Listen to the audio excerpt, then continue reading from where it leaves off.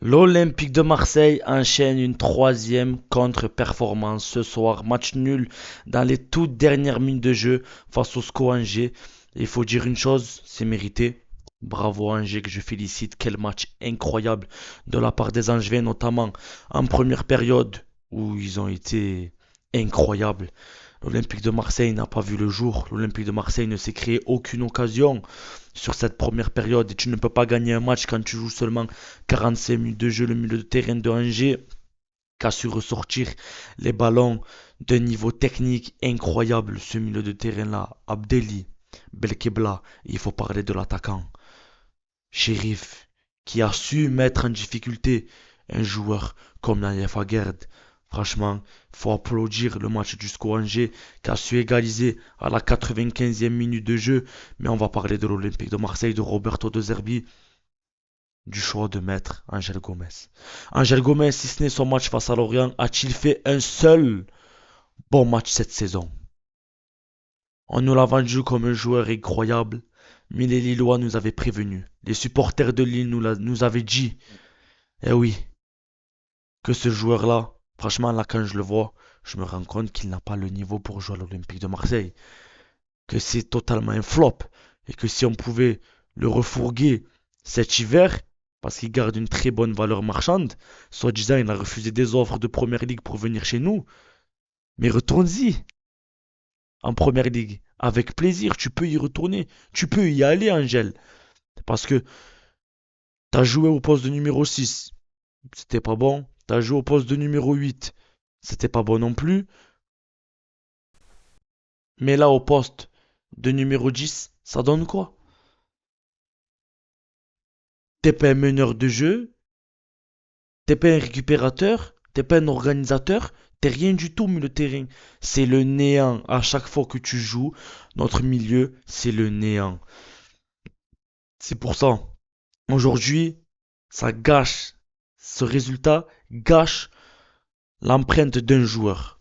L'entrée de Robinho Vaz, les gars.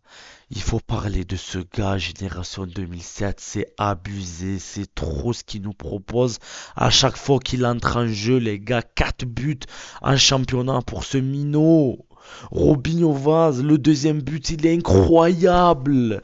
Dans son contrôle. Son contrôle, les gars, c'est une pure galette. Je t'ai applaudi pendant 5 minutes. T'as failli nous amener sur le toit là, de la Ligue 1. On a failli être leader ce soir.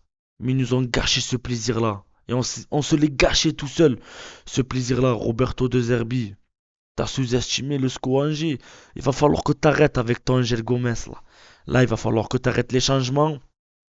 Franchement, ça a fait très plaisir. Et moi, j'aimerais voir un milieu de terrain avec Vermeuren, Højbjerg et O'Reilly.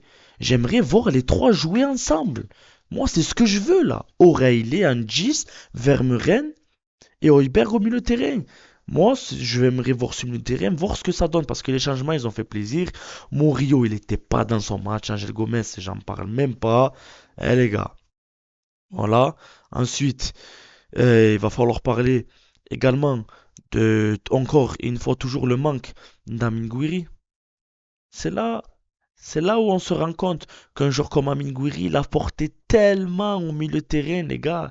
Il a porté tellement ce poste de numéro 10 où il peut construire le jeu. Tu peux te créer des occasions. Tu peux casser des lignes. Et quand t'as pas un joueur comme Amin Gouiri, quand tu remplaces un mec comme Amin Gouiri par Angel Gomez, t'en payes les frais. Parce que la qualité technique, c'est pas du tout la même.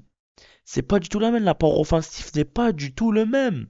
C'est très très grave pour moi le match qu'on a réalisé face à une équipe qui en a pris 3 face à Strasbourg, il me semble, qui, qui a fait match nul face à Monaco, c'était enthousiasme, mais qui a seulement 2 victoires depuis le début du championnat.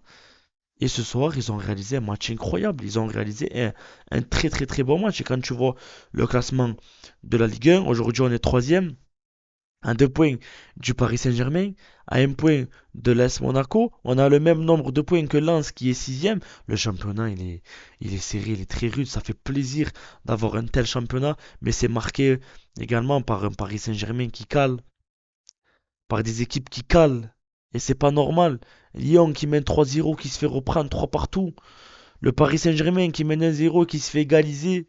Zabarni qui se fait mélanger. On en parle encore de Zabarni, les gars. On vous a dit, Zabarni, c'est une fraude. Et c'est totalement une fraude. Il s'est fait éclater sur le côté, les gars. J'ai vu le but, j'étais... ouh, je suis resté bouche bée. Quand le championnat il est très serré, ça fait plaisir, oui, ça fait plaisir, mais les équipes, ça peine à démarrer. Je pense que d'ici un mois, 2 mois, on va voir un peu des têtes se détacher dans ce classement. En tout cas, voilà, match nul. L'Olympique de Marseille a raté l'occasion d'être leader ce soir du championnat de Ligue 1. Maintenant, prochain rendez-vous, les amis, face à Auxerre, à l'extérieur. Les gars, donc on verra bien et ensuite on aura la réception de l'Atalanta en Champions League. Ciao, ciao.